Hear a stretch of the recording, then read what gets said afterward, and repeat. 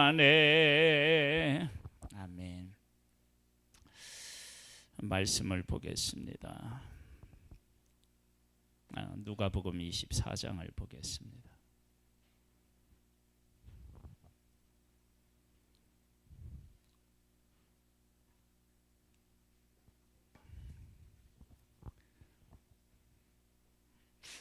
(25)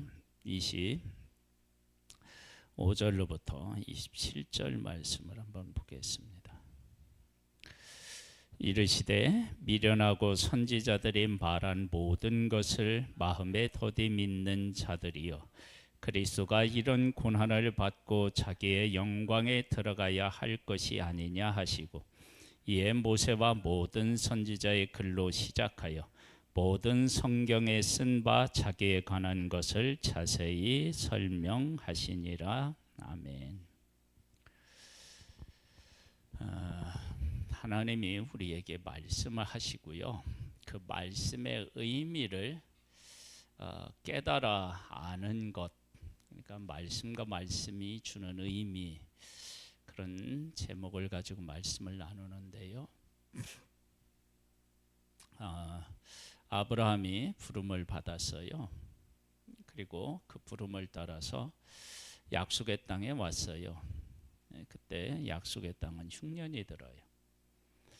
그걸 감당하지 못해서 애굽에 내려가게 되고, 자기 아내를 누이라고 이렇게 이제 속여서 바로의 빼앗길 그 위기에 처하게 됩니다.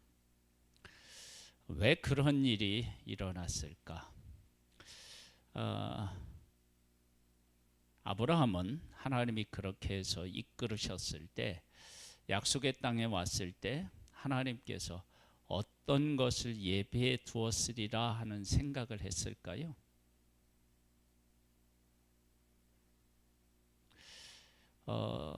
자기가 지금 잘 살고 있는 고향을 떠나서 먼 여행을 통해서 하나님이 약속하신 땅에 왔는데 흉년이 들어요.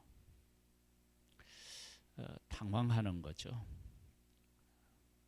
그런데 아브라함이 이제 하나님과 함께 오랜 세월을 지내면서 하나님의 말씀과 그 말씀의 의미를 이제 깨달아 알아요.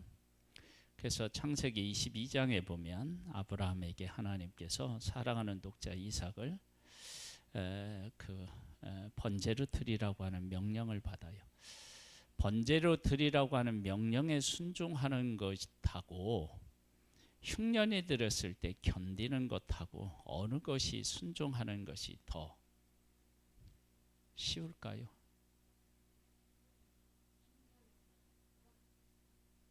그냥 상식적으로 생각하면 흉년에 버티는 건 그래도 하겠죠. 그렇죠? 100마리의 양이 있다면 10마리가 남는다 하더라도 버티면 되겠죠. 근데 아들을 어떻게 드려요? 그런데 흉년에는 무너졌던 아브라함이 독자를 번제로 드리라는 말씀에는 순종하여서 승리해요. 도대체 뭐가 이런 차이를 보이게 되었을까? 우리가 상식적으로 생각하면 흉년을 견디는 게 훨씬 더 쉬웠을 텐데, 그런데 독자 이삭은 순종하고 흉년에는 무너져요. 그것은 하나님께서 하신 말씀의 의미를 깨달았느냐 못 깨달았느냐 그 차이입니다. 그러니까 우리들이 이제 하나님의 말씀을 따라 살아가려고 할 때 하나님의 말씀이 분명히 순종해서 왔어요. 그래서 본토 친척 아버지 집을 떠나서 갈 바를 모르는 상태에서 하나님의 인도를 받아서 약속의 땅까지 왔고, 이 땅을 너와 네 후손에게 주리라고 하는 하나님의 약속도 받았어요.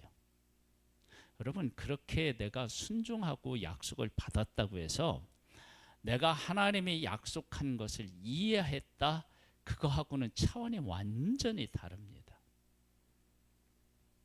그러니까 우리가 그걸 정확하게 이해하지 못하면 어떤 일이 생기느냐, 흉년이 있으면 이 땅을 너와 네 후손에게 주리라고 하셨다고요. 그러면 이 땅을 너와 네 후손에게 주리라고 하셨다는 얘기는 흉년이 와도 이 흉년 때문에 너는 망하지 않고 죽지 않는다. 그것이 그 약속 안에 들어있어요. 그럼 아브라함이 이삭을 어떻게 드릴 수 있었느냐? 하나님이 이삭을 선물로 주시고 난 후에 뭐라고 하셨느냐면 이 이삭으로 말미암아서 네 후손이 하늘의 별과 같이 바다의 모래같이 땅의 티끌같이 많게 하시겠다고 하셨다고요. 그러니까 이 이삭은 결혼해서 자식을 낳기 전에는 죽을 수 없어요. 자 보세요. 이 땅을 너와 네 후손에게 주리라 그렇게 말씀하셨어요. 약속의 땅에. 그러면 이 약속의 땅에 내가 있으면 하나님께서 분명히 이 약속의 땅에서 이 땅을 너와 네 후손에게 주리라고 하셨다고요. 그러면 그 약속의 땅에서 아브라함은 망할 수가 없어. 절대 흉년이 와도 망하면 안 돼요. 만약에 망했다 그러면 그건 누가 따르면 안 되는 그런 신이냐? 하나님이 그런 거예요. 왜냐하면 하나님이 약속해놓고 못 지키면 뭐로 따라요? 그렇게 약속하신 것과 하나님이 이삭을 통해서 하신 약속 뭐냐면 이삭으로 말미암아 네 후손이 하늘의 별과 같이 많아질 거야 하신 약속이나 이 땅을 너와 네 후손에게 주리라고 하는 땅에 대한 약속이나 이삭에 대한 약속이나 하나님이 약속하신 거 어떻게 해요? 똑같잖아요. 그런데 처음에 땅에 대한 약속을 할 때는 하나님의 말씀을 따라왔고 하나님이 이 땅을 주시겠다는 말씀을 들었지만 그 말씀이 갖는 의미를 제대로 깨달아 알지 못하고 믿지 못했다는 거예요. 그런데 하나님하고 이제 오랜 동안 이런 일도 겪고 저런 일도 겪으면서 아브라함이 하나님이 약속하신 것은 반드시 지키는구나. 그렇다면 내 아들에게 하나님이 이런 약속을 하셨지. 이 아들로 하늘의 별과 같이 자녀가 많게 후손이 많게 하시겠다고 하셨으니까 번제로 드리라는 얘기는 내가 번제로 드려도 하나님이 이를 다시 살리셔서 이를 통해서 후손을 있게 하실 거야 라고 하는 확신이 그에게 있었던 거예요. 우리가 하나님을 믿는다, 하나님의 말씀을 따라 산다라고 할 때 이 의미를 깨달아 알아야 돼요. 그런데 이것을 깨달아 아는 데에는 하루아침에 이게 안 돼요. 그렇다고 무작정 시간만 흐른다고 되느냐? 아니요, 그것도 안 돼요. 하나님께서 내 삶에 오셔서 하시는 일들을 통해서 하나님이 어떤 하나님이신지를 깨달아 아는 반복적인 일들을 통해서 그 믿음에 이르러야만 돼요. 그래서 여기 뭐라고 말씀하셨느냐면 미련하고 선지자들의 말한 모든 것을 마음에 더디 믿는 자들이여 그랬어요.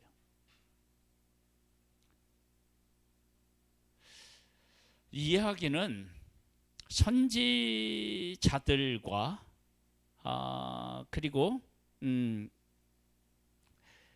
모세와 모든 선지자들의 글을 시작하여 모든 성경에 쓴 바 자기에 관한 것을 자세히 설명하니라 그렇게 말씀하셨단 말이에요. 선지자들이 한 선지자에게만 얘기한 것이 아니라 이 선지자 저 선지자에게도 얘기를 했고요.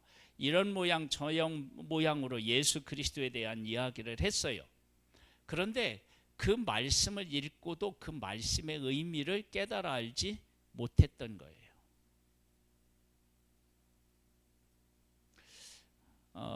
요셉의 얘기를 해봐요. 요셉에게 하나님이 꿈을 주셨어요. 그 꿈의 의미는 나중에 요셉이 한 그 이야기를 통해서 생각해 보면 요셉에게서 주신 꿈은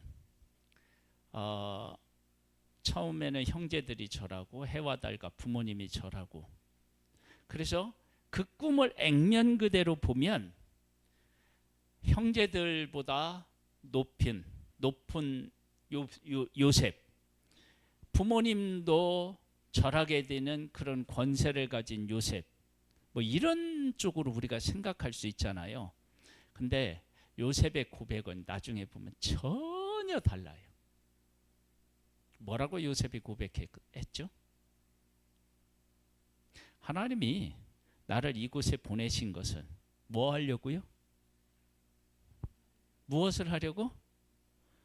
생명을 살리기 위해서 그랬다는 거예요. 생명을 살리기 위해서 그 요셉의 형들을 앞서서 어디로요?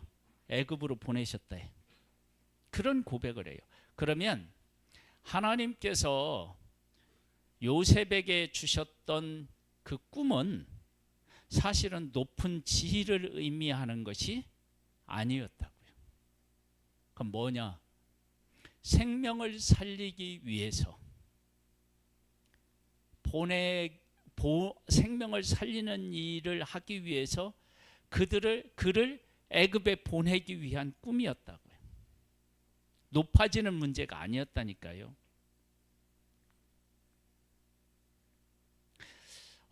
이런 것들이 그 율법에서도 잘 나타나요.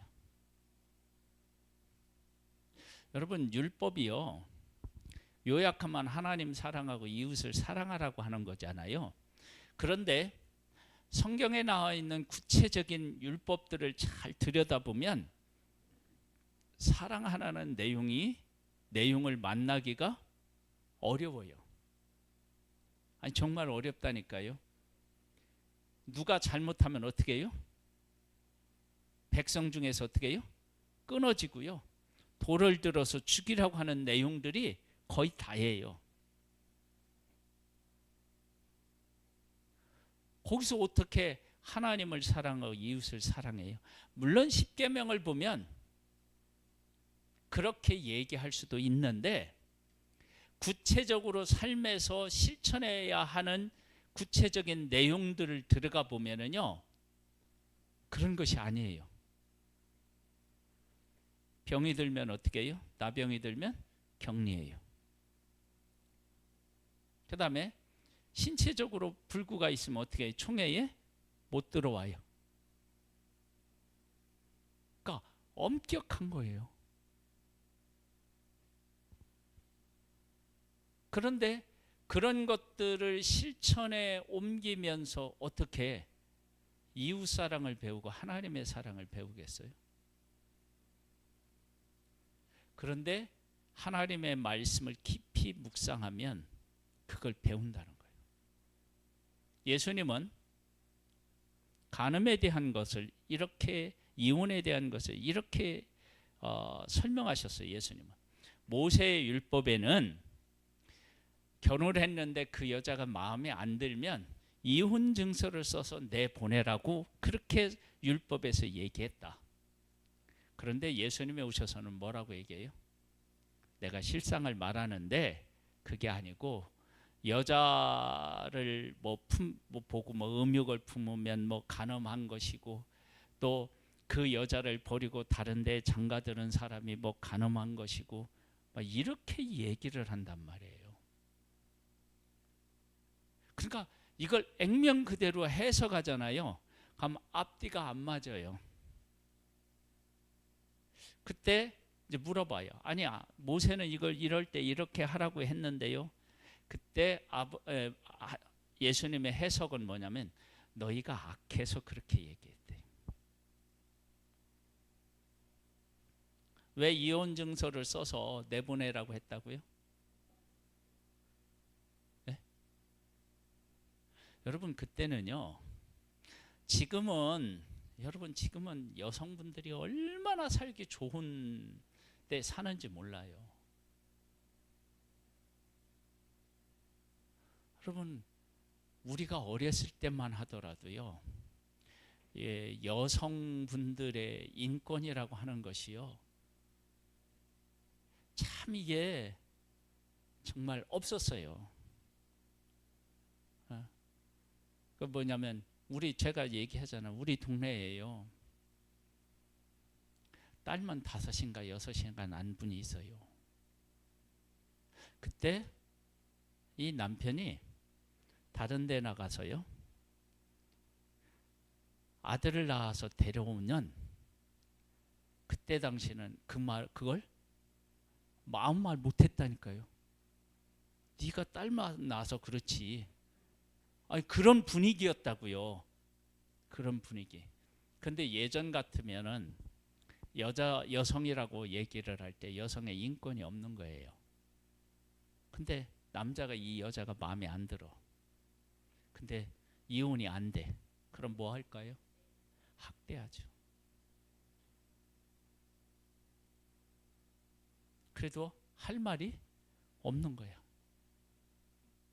여러분 지금도 중동 지역에 가보면 그렇잖아요. 아프리카에서는요, 여성은 어떤 존재예요? 애 낳는 존재. 애를 못 낳으면 어떻게 해요? 어떻게 하더라도 말을 못 해요. 그런 경우는 이혼 증서를 써서 내보내서 그 여인으로 하여금 자신을 보호할 수 있도록 그렇게 만들어 놓은 것은 하나님께서 약한 자들을 함부로 하지 못하도록 하기 위함이었지, 네 마음대로 살아라 그런 문제가 아니었다고요. 그러니까 그런 것들에서 하나님의 본래의 의미와 목적을 깨달아 알지 못하면 우리는 믿음에 이를 수가 없어요. 그 하나님의 의도, 하나님의 뜻을 발견해야만 어떻게 되느냐? 우리가 믿음에 다다를 수 있어요. 아브라함 얘기를 했잖아요. 아브라함이 어떻게 독자 이삭을 드릴 수 있어요? 번제로. 그것도 손발을 다 막 잘라야 되는데 토막살인이에요. 지금으로 얘기하면 아들을 그 불에 태워서 하나님 앞에 드려야 되는데 그게 말이 되는 얘기냐고요. 그런데 하나님이 아브라함에게 질문한 건 뭐냐면, 내가 너한테 이 아들을 통해서 후손을 주겠다고 약속했는데 너 이 약속을 믿느냐, 그걸 물어본 거예요. 예, 저 믿습니다. 그래, 어떻게 믿는데? 내가 너한테 번제로 드리라고 하니까 너 이거 드릴 수 있느냐? 예? 왜냐하면 하나님이 다시 살리신다고 약속하셨으니까, 죽지 않겠다고 약속하셨으니까 그 약속에 의하면 이삭을 번제를 드려도 그 다음은 하나님이 책임지실 거예요. 그래서 이삭을 드리거든요. 그러니까 덮어놓고 순종한 게 아니고 하나님이 이미 어떻게 하시겠다라고 하는 약속을 수차례 반복하여서 아브라함에게 하셨다고요. 그 약속하신 것을 아브라함이 믿은 거예요. 그 믿음에 대한 고백이 번제를 드리는 것으로 나타난 거예요. 그러니까 하나님이 말씀하신 것과 그 말씀하신 의미를 제대로 깨달아 알면 말씀을 따라 살아갈 수 있고요. 그것을 깨달아 알지 못하면 어떻게 되느냐? 말씀에 순종할 수가 없어요. 안 된다고. 할 수가 없어요. 원망할 수밖에 없죠. 하나님, 본토 친척 아버지 배를 떠나서 이 먼 길을 왔는데, 내가 순종해서 왔는데, 흉년이 뭡니까 이게? 그렇게 원망하겠죠. 그런데 하나님은 이미 아브라함에게 말씀하셨어요. 그리고 증거도 보여주셨어요. 뭐냐면 아브라함이 이 갈대아 우르에서 약속의 땅까지 오려면은요, 그 키로수가요, 이거 우리가 부산까지 가려면 한 500km잖아요. 여기서요. 예? 그거 3배, 4배 이렇게 돼야 돼요. 그러니까 얼마나 먼 거리인데, 그 거리를 자기에게 속한 사람들, 종들, 짐승들 이렇게 이끌고 약속의 땅까지 가는 일은 하나님의 보호가 없이는 절대 불가능해요. 그건 이야기는 무슨 의미냐면, 왜 먼 길을 그렇게 가라고 하셨느냐? 이 길을 가면서 하나님이 우리를 확실하게 보호하시고 책임지시는구나. 그것을 그 과정을 통해서 하나님이 아브라함에게 설명하신 거예요. 확실하게 보여주신 거예요. 그래서 아브라함이 그 약속의 땅에 와서 하나님 앞에 뭐를 해요? 제사를 지내요. 하나님이 하셨습니다. 그 얘기 아니겠어요? 그렇게 보여주시고, 그리고 또 그곳에 와서 약속하셨어요. 이 땅을 너와 네 후손에게 주리라. 그리고 나서 뭘 주어요? 뭐가 왔어요? 흉년이 왔다고요. 그러면 이 흉년에 아브라함은 뭘 고백해요? 하나님의 보호하심, 하나님의 약속을 고백해야 할 타이밍이었는데 애굽으로 내려간 거예요. 그 문제가 생기죠. 문제가 생겼는데 하나님이 어떻게 하셨느냐? 아브라함이 전적으로 잘못했는데 하나님이 약속에 의거해서 아브라함을 보호하셨어요. 그리고 많은 재물을 가지고 오게 하셨어요. 이 이야기가 아브라함에게 어떤 교훈을 주는지 알아요? 흉년 때 내가 있었어도 하나님이 이렇게 보호하시고 많은 재물을 얻을 수 있도록, 많은 것을 얻을 수 있도록 하나님이 하실 수 있었겠구나. 그걸 깨우치시는 거예요. 여러분, 그런 의미를 깨우치지 못하면 어떻게 되느냐? 흉년이 오면 뭐 한다고요? 원망하는 거예요. 아니, 그 먼 길을 순종해 왔는데 이렇게 나한테 이 흉년을 주면 어떻게 살아요? 항의하고 원망해야 될 조건이라고. 그런데 그 의미를 깨달아 알면 뭐냐면 그때 믿음을 고백하는 거예요. 그런 어마어마한 차이가 있어요. 그러니까 우리가 하나님 앞에 순종을 할 때 그 말씀을 따라 지금 살아왔다고 해서 그게 순종에 이른 게 아니에요. 왜냐하면 진짜 순종해서 하나님의 약속 안에 거하면 어떻게 되느냐? 그 다음 문제가 생겼을 때 이 문제를 풀어내는, 믿음으로 풀어내는 힘이 있고요. 하나님의 말씀에 순종했음에도 불구하고 그 의미를 깨달아 알지 못하면 문제가 생기면 넘어져. 지금 우리들이 하나님 앞에서 믿는다고 고백하면서 문제 앞에서 자꾸 넘어지면 나는 말씀에 순종하긴 했지만 그러나 하나님이 하시고자 하는 의미는 아직 못 깨달은 거예요. 그러면 어떻게 되냐면 항상 환경의 지배를 당하는 믿음이죠.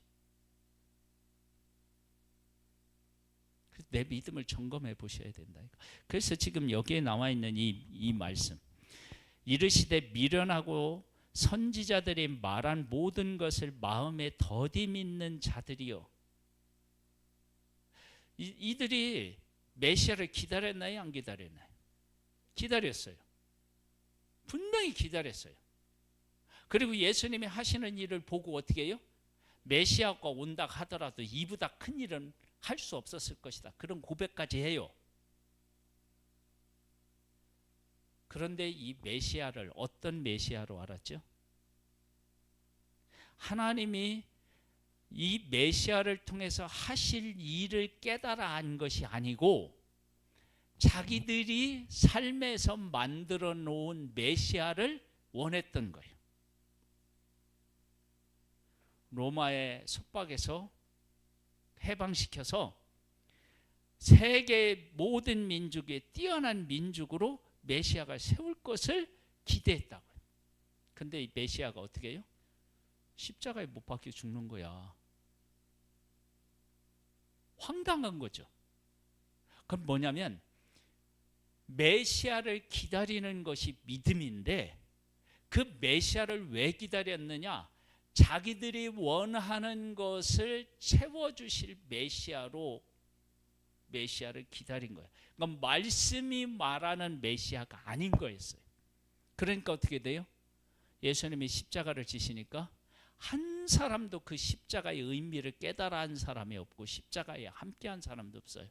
그래서 24장 여기에 보면 이제 후반부에 보면 뭐 나오냐면 예수님이 죽으시고 난 후에 예수님을 사랑한다는 여인들도 다 어디로 가요? 예? 무덤으로 가잖아요. 그 예수님이 부활하셨다고 하는데 빈 무덤을 보고도 깨우치지를 못하는 거야. 다시 살아나시겠다고 말씀하신 그 예수님의 말씀이 기억나지가 않는 거예요. 그럼 우리의 믿음이요, 지금 이런 상태에 놓여 있을 수 있다니까요.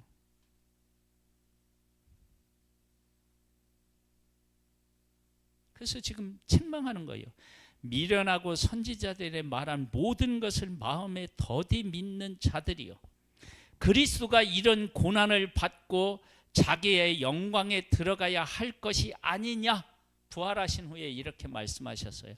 엠마오로 가는 제자들을 만나서 이 말씀을 하셨다고요.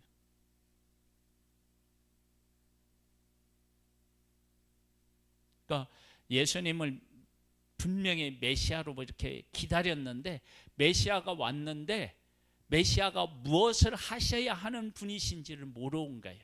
깨달아는 거예요. 그러니까 두려워하고 떨고요, 그리고 무덤을 찾아가는 거예요. 예수님을 인간적으로 사랑하는 마음은 이해하죠. 그런데 그건 믿음의 삶은 아닌 거죠. 그러면서 뭐라고 얘기하냐면, 이에 모세와 모든 선지자의 글로 시작하여 모든 성경에 쓴 바 자기에 관한 것을 자세히 설명하시니라. 자세히 설명하는데 무엇으로요? 모세와 모든 선지자의 글, 성경으로 예수님을 자세히 설명했대요. 그러니까 성경에 예수님에 대한 자세한 내용이 나왔다. 아니, 그렇게 자세한 설명으로 나와 있는 말씀을 보고 읽으면서도 예수님을 모르는 거예요.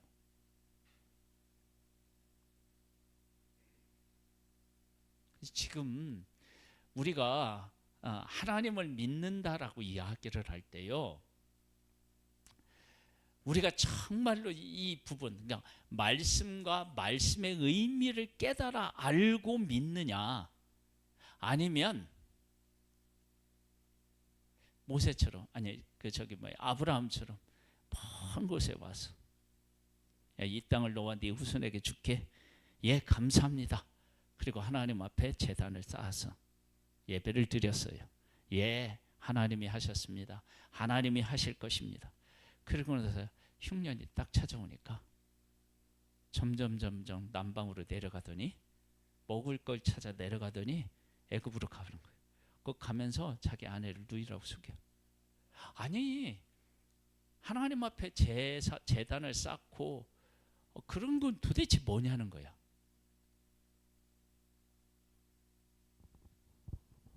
하나님이 어떤 분이신지, 하나님의 약속이 어떤 의미인지를 알지 못했던 거예요.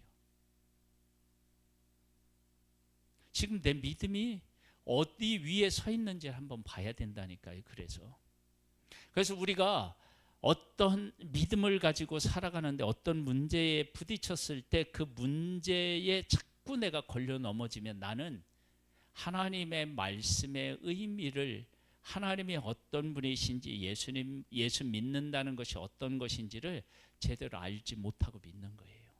그럼 100%가 맞아요.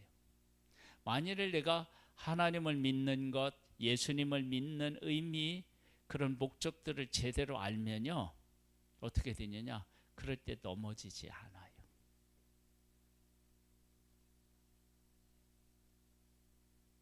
이스라엘 백성 생각해 봐요. 애굽에서 있었어요. 430년 있었어요. 430년 돼서 모세와 아론을 보냈어요. 이 이야기는 하나님의 백성들에게 주는 교훈이 어마어마한 거예요. 왜? 그들은 430년 지나는 동안요, 하나님의 약속에 대해서 정말 굳게 믿고 있었느냐? 그게 아니었을 거예요. 그리고 아니었다는 것이 나중에 어떻게 나타나느냐? 원망하고 불평하는 모습으로 나타나요. 그러니까 하나님의 약속에 대한 신뢰가 없었어요. 그런데 하나님은 모세와 아론을 보내서 내 백성이라고 말씀하시고 그들을 구해내셔요.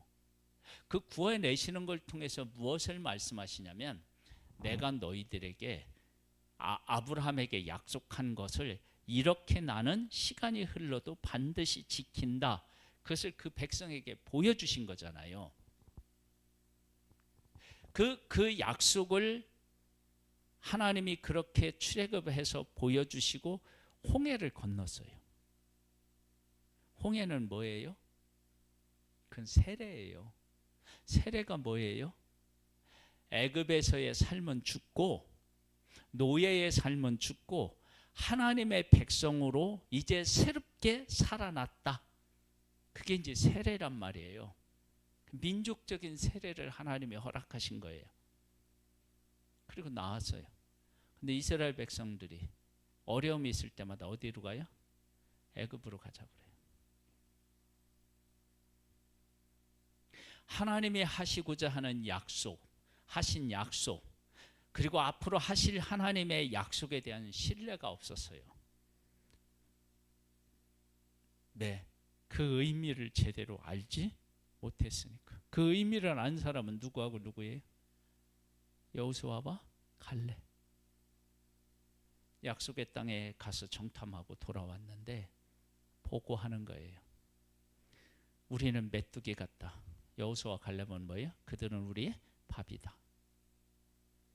그 얘기를 들었을 때 여호수아와 갈렙 편에 서는 사람이 있었어야 되잖아요. 근데 한 명도 없었어. 놀랍지 않아요? 그러니까 믿음은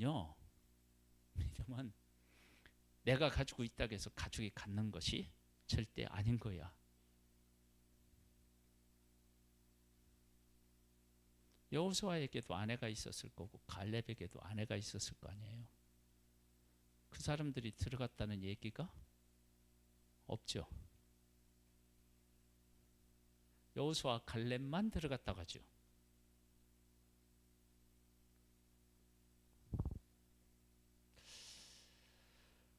하나님이 약속하신 것 위에 서 있는 사람은요, 약속의 땅에 가서 하나님의 약속이 보여요.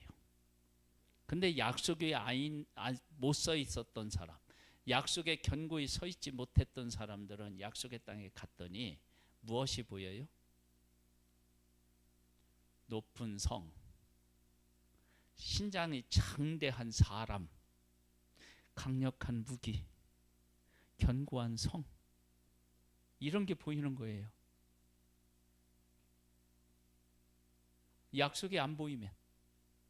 그런데 약속이 있는 여호수아와 갈렙은 뭐가 보이냐면 그들의 신은 그들에게서 떠났고 그들은 우리 때문에 간담이 높고 이런 게 보인다니까요.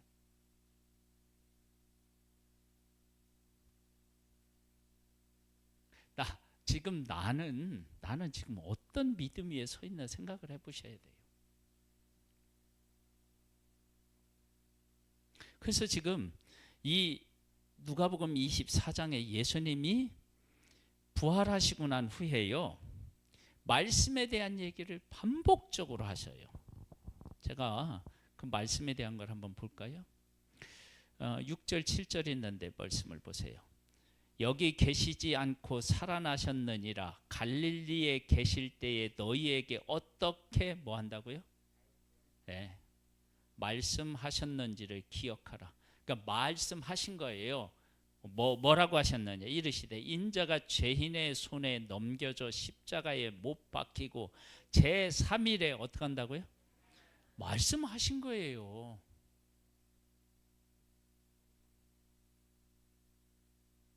그리고 우리가 읽었던 여기 이 말씀들, 예? 선지자들이 말한 모든 것을 어떻게 해요? 말한 것을 더디 믿는 거예요. 그 다음에 모세와 선지자들의 글에 이게 말씀이잖아요. 그렇죠? 그래서 설명해 주는 거예요. 거기에 다 기록되어 있는지 못 깨달은 거예요. 그 다음에 또 보세요. 32절에 보면 그들이 서로 말하되 길에서 우리에게 말씀하시고 우리에게 성경을 풀어주실 때 우리의 속에서 마음이 뭐 했다고요? 네. 말씀에 대한 얘기가 또 하시잖아요. 그 다음에 44절에 한번 가보세요. 시작.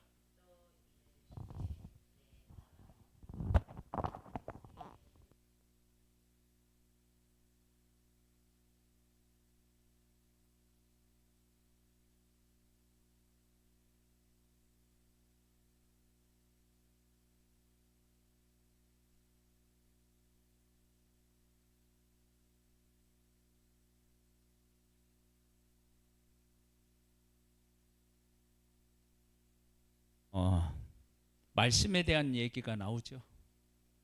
그렇죠? 그리고 49절도 한번 읽어보세요. 시작.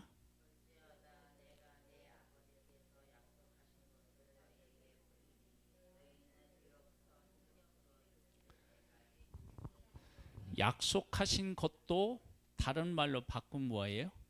말씀하신 거죠.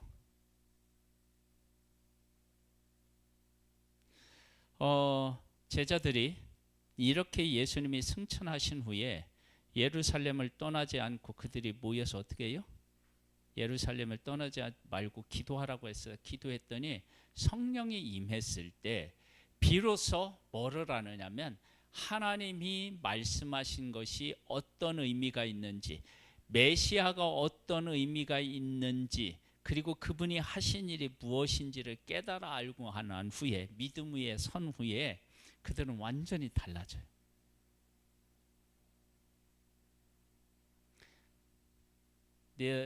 예수 그리스도의 이름을 말하지 말라고 그랬더니 제자들이 뭐라고 얘기해요? 하나님 앞에서 하나님의 말씀을 듣는 것이 옳은가, 너희들 말을 듣는 것이 옳은가 생각해봐라.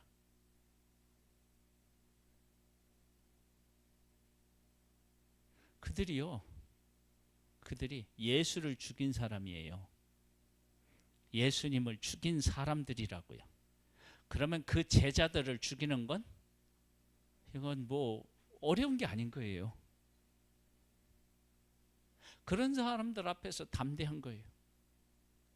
왜? 말씀과 말씀의 의미를 깨달아 알았으니까. 깨달아 알기 전에는 어떻게 해요? 베드로가 뭐라고 했냐면 내가 죽을지언정 주님 부인하지 않겠습니다. 그랬는데 여자가 너 갈릴리 사람이잖아. 아니라니까 막 이렇게 하고 도망가는 거예요. 그러면 내가 주님을 위해서 뭐를 하겠다고 막 다짐을 하고요, 그게 믿음이 아니에요. 그 믿음은 상황이 바뀌면 그 믿음도 바뀌어요. 그럼 뭐냐? 우리에게 하신 약속, 그 믿음 의미를 바르게 깨달아 알아야 돼요. 아브라함이 약속을 깨달아 알았다잖아요. 하나님이 이삭이 결혼해서 자식을 낳기 전에는 얘는 죽을 수가 없는 애구나. 그러면 이삭이 결혼하지 않은 상태에서 어떤 일을 겪었다. 그러면 어떻게 돼요? 하나님이 다시 살리셔야 돼요. 그걸 말씀이 하신 의미를 안 거예요. 내가 이 땅을 너와 네 후손에게 줄게. 그 의미를 아브라함이 알았더라면 흉년이 들어도 어떻게 해요? 하나님이 책임져 주시지. 나와 내 후손에게 이 땅을 주시겠다고 하는데 흉년이 들어서 내가 여기서 죽어버리면 그건 하나님이 책임이지. 근데 그런 믿음에 이르지 못한 거예요.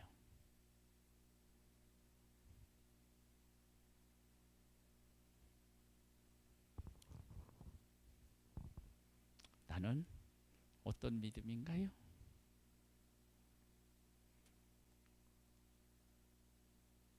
그래서 우리가 말씀을 알고요, 말씀의 의미를 알아야 돼요. 자, 이제 그 의미를 예를 하나 들어볼게요. 이건 제가 누차 설명하는 거예요. 반복해서요. 이스라엘 백성으로 태어나도 몸에 불구가 있는 사람은 총회에 들어오지 못해.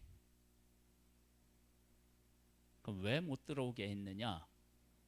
하나님이 그들 가운데 계시는데 이 하나님은 온전하신 분이야. 그러면 내가 몸에 불구가 있어서 총회에 들어오지 못한다.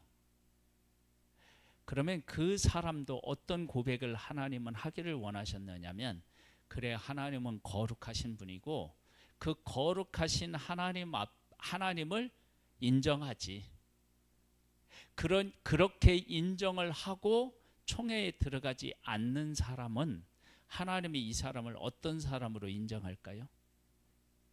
하나님의 백성으로 인정하는 거예요. 예? 무슨 말인지 이해가 되시죠? 하나님의 온전하심, 하나님의 거룩함을 인정하는 거예요. 그래. 예.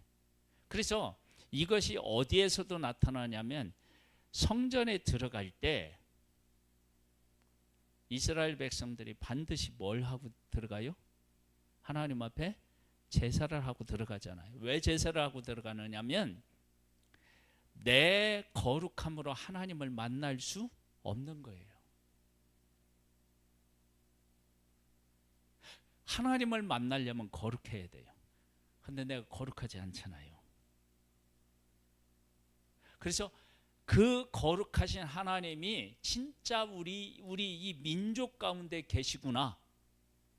그걸 인정하는 거예요. 그 거룩하신 하나님이 우리와 함께 계시는구나 인정하면 총회 밖에 있어도 이 사람은 총회 안에 있는 거라고요. 그 의미를 깨달아 알면 그렇게 받아들일 수 있다고요. 그런데 그러한 의미를 깨달아 알지 못하고 내가 총회에 들어가지 못한다 그러면 뭐 어떻게 생각하겠어요? 나는 하나님 앞에 저주받은 사람이다. 그런 생각하지 않았겠어요? 그렇게 믿음의 차이가 이런 엄청난 차이를 보이는 거예요.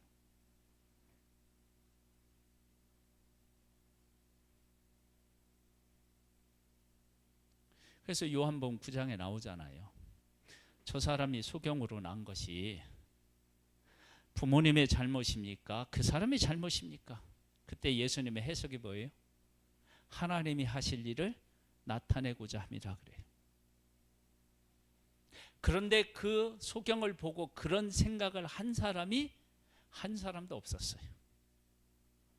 그러니까 하나님의 백성들이 믿음으로 하나님의 뜻 안에서 그들의 현실을 해석해내는 믿음이 없었던 거예요. 지금 우리도 마찬가지예요. 내가 힘들어요. 힘든 상황에 놓여 있어요. 그러면 하나님은 나를 버리셨나 보다, 나를 이렇게 하시나 보다, 그렇게 생각할 수 있잖아요. 소경이 사람들이 보고 얘기하는 것처럼 그렇게 나도 생각할 수 있잖아요. 근데 하나님은 그런 일들을 통해서 뭘 말씀하시냐면 나는 네가 그렇게 실패한 것 같고 그래도 나는 너를 나의 자녀로 생각하고 있어. 그것을 사람들에게 보여봐. 이런 사명을 주었다. 왜냐? 이스라엘 백성들이 종살이 노예 생활을 하고 있을 때 하나님이 가서 뭐라고 얘기하셨다고요? 내 백성이라고 했다니까요. 노예한테 내 백성이라고 얘기했어요. 그러면 지금 우리들에도 어려운 환경에 있지만 너는 내 자녀야. 사랑하는 자녀야. 하나님은 그렇게 지금 말씀하고 계시다고요. 그건 내가 어려운 가운데 그런 하나님, 이런 나를 자녀로 삼으시고 지금도 함께 하신다는 것을 사람들에게 보여줄 사명이 나한테 하나님이 부여하셨다. 그러면 나는 위대한 믿음을 고백할 수 있는 환경에 있는 거예요.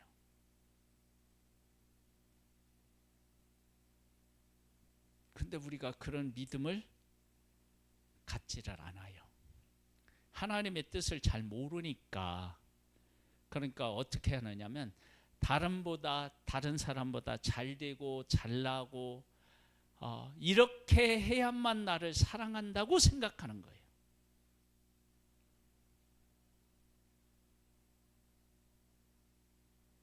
그렇게 하면은요, 세례 요한의 삶은 해석이 안 돼요. 세례 요한은요, 6개월 늦게 태어난 동생, 인간적으로 가면 동생을 위해서 자기의 전 생애를 다 바쳐요. 그런데 그가 어떻게 죽어요? 아니, 목에 잘리는 건 잘리는 건데, 아니, 한 여인이 와서 이렇게 춤추잖아. 에? 그걸 보고 뭐라고 하냐면 즐거워서, 야, 내 나라 절반이라도 줄 테니까 너 뭐 구해봐. 그랬더니 그 춤춘 여인의 엄마가 요한의 목을 달라. 아니, 이 과정, 이 환경이 좀 그러잖아요. 만약에 목 베어 죽임을 당한다 그럴 때 이렇게 죽으면 뻔때 나잖아요. 예수는 그리스도이십니다. 예수를 믿어야 됩니다. 그러니까 유대인들이 막 돌을 던져서 죽였다. 아니, 얼마나 멋있어. 아니, 죽더라도요, 스데반처럼 죽을 수 있잖아. 안 그래요? 근데 한 여인 춤추는 거 뭐 이러다가 그냥 그 요한의 목을 베서 주세요. 그래가지고 못 베어서 죽임을 당한 거야. 아니, 예수님의 길을 예비하기 위해서 자기의 전부를 드린 사람이 그렇게 죽는 거야. 그럼 너무하지 않아요? 인간적으로? 하나님이 너무한 거 아니에요? 그치? 그때 요한이 옥에 갇혀서 제자들을 보내서 뭘 확인해요? 당신이 메시아입니까? 확인을 해요. 그때 예수님이 뭐라고 하냐면, 야, 나를 통해서 뭐 안진뱅이가 일어나고 뭐 이런 얘기를 해. 그게 무슨 얘기냐면, 너 메시아의 길을 예비하기 위해서 그런 사명을 가지고 왔잖아. 내가 메시아야. 그러니까 네가 옥에 갇힌 거 이런 거에 대해서 염려하지 마. 너는 정말로 충성했고 나는 메시아니까 염려하지 마. 그 얘기를 한 거라고, 예수님이요. 여러분, 그게 확인되고 난 후에 세례요한이 죽은 거 아세요? 그래서 나중에 예수님이 요한에 대한 평가를 어떻게 해요? 여자가 낳은 중에서 요한보다 큰 이가 없다고 그러잖아요. 물론 그 다음에 또 다른 말씀도 하셔요. 그러나 이제 이후에는 천국은 뭐 침노를 당하나니 뭐 이렇게 해서 말씀하시는데, 여자가 낳은 자 중에서 요한보다 큰 이가 없대요. 누가 인정해 줬어요? 예수님이 인정하셨다고.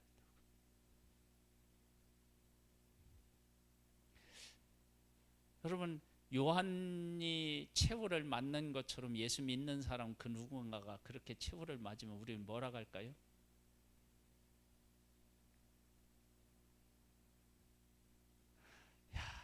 참, 하나님도 너무하시지. 저 사람 혹시 예수님 잘못 믿은 거 아니요? 이렇게 뒤에서 수군덕거리지 않겠어요?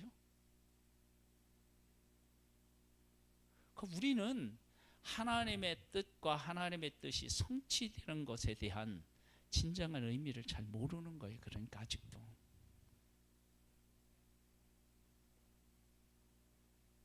우리 정신 바짝 차려야 돼요.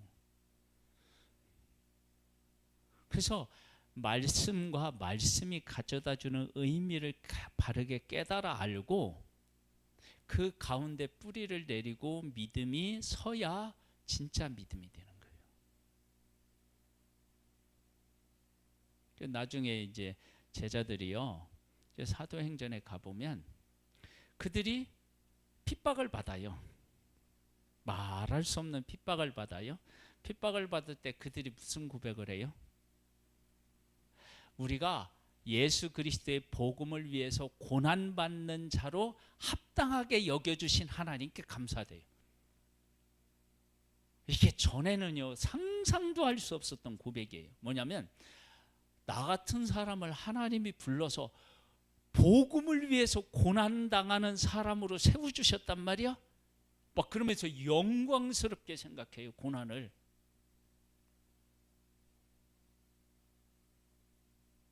이게 뭐냐면 예수 그리스도의 복음을 위해서 살아가는 삶이 얼마나 영광스러운 삶인지를 말씀 안에서 하나님 안에서 깨달아 한 거예요. 바울도 그러잖아요. 현재의 고난은 장차 우리에게 나타날 영광과 어떻게 해요? 좋게 비교할 수 없다. 이거 비교조차가 안 된다.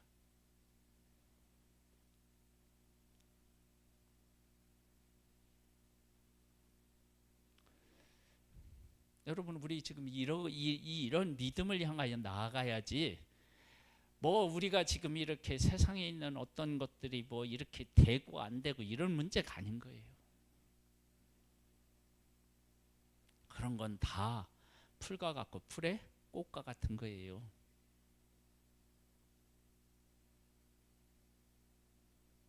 아이 그래도요 좋은 게 좋은 거잖아요.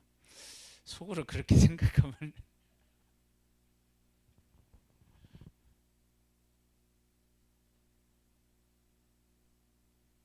여기 예수님이 책망하신 책망을 그래서 들으면 안 돼요. 응? 예?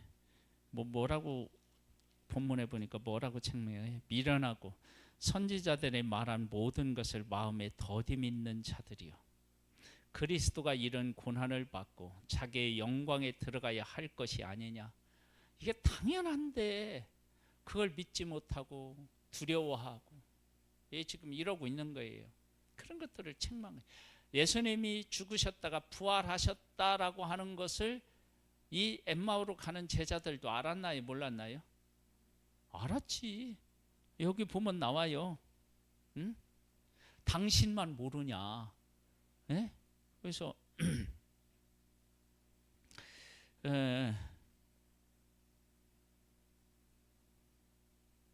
어디에 나와요?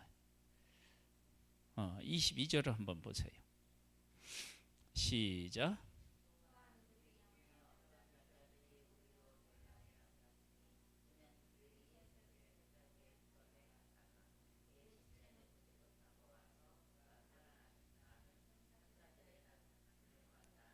들었어요? 안 들었어요?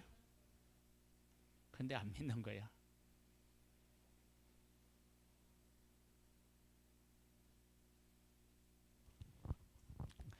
내 믿음은 지금 어디에 있나요?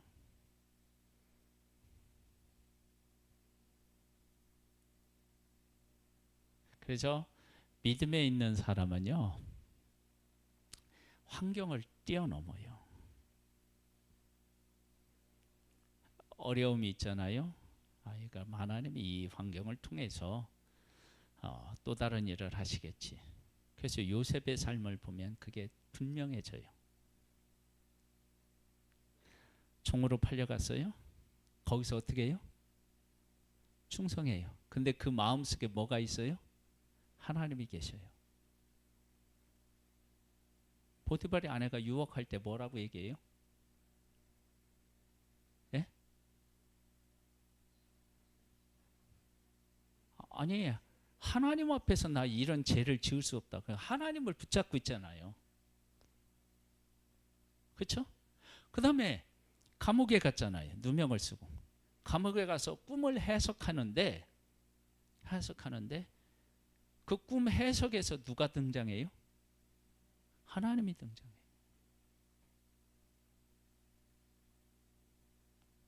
그러니까 노예로 팔려가든 누명을 쓰고 옥에 갇혔던 요셉은 누가 살아있어요? 하나님이 그 중심에 살아있다고요. 그래서 요셉은 종으로 팔려가도 감옥에 갇혀도 실망하고 낙심하지 않고 넘어지지 않아요.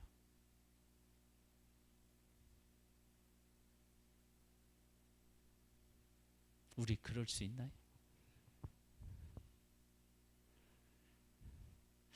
아야 이게 믿음으로 살아가는 게 이렇게 어렵구나 생각하면 안 돼요. 하나님 안에 있는 말씀과 말씀의 의미를 알면 그게 어려운 일이 아니에요. 당연한 일이 돼요. 그런 믿음을 우리가 가질 수 있게 되기를 소망합니다. 우리가 그런 것들을 소망하면서요, 우리의 그 믿음을 하나하나 점검해 보면서 나 자신을 세워 나가야 돼요. 뭐 하나님이 뭐 하나 응답하셨다 안 하셨다 이건요 그리 중요한 게 아니에요.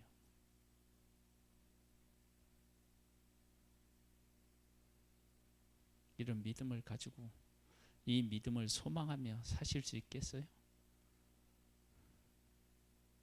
왜 대답을 못 하십니까?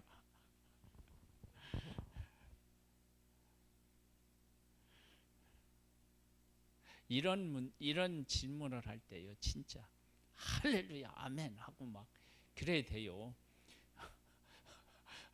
이게 얼마나 이게 중요한지. 그러니까 하나님의 말씀과 말씀이 가져다주는 의미를 깨달아 알면 이게 너무 쉽고 행복한 일이에요.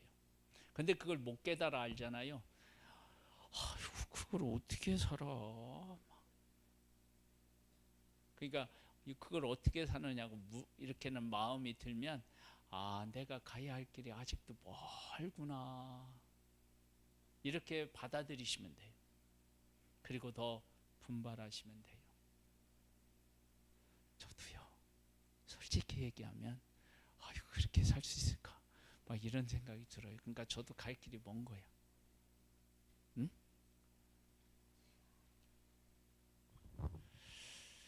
우리 찬양을 드리겠습니다.